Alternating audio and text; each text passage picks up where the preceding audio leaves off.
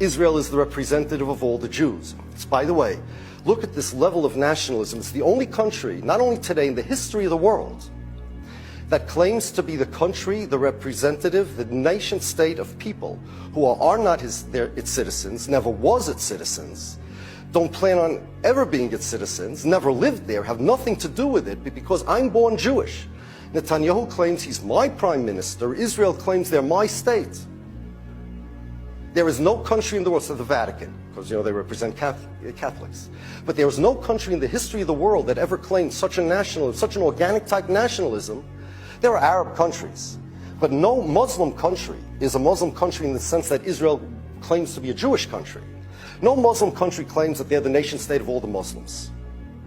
Israel claims to be the nation state of all the Jews. In the history of the world, there was never such a nationalism.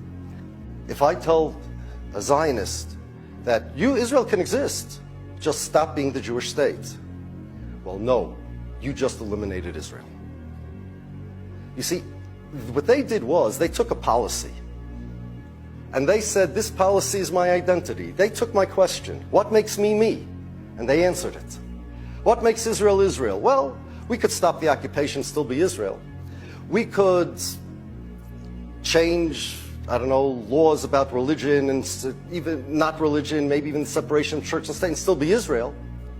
But once that policy that we're the Jewish state is gone, we're no longer Israel. Our identity is erased. So what they did was, it's a trick. You take a policy and you say, no, this policy is my identity.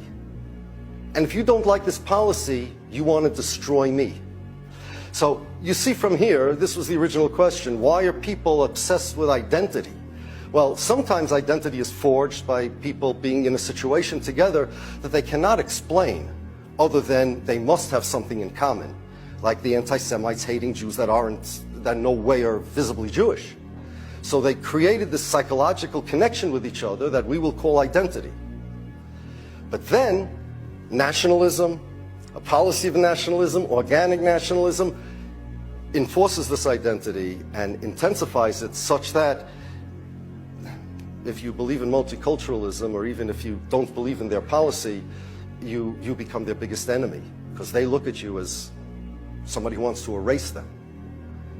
If you want to cut my nails, you're not erasing me. They're my nails. But if I believe that my nails are the core part of my identity, you want to cut my nails, you want to kill me and you're my enemy. That's an example. That's Zionist nationalism, that's Zionist identity.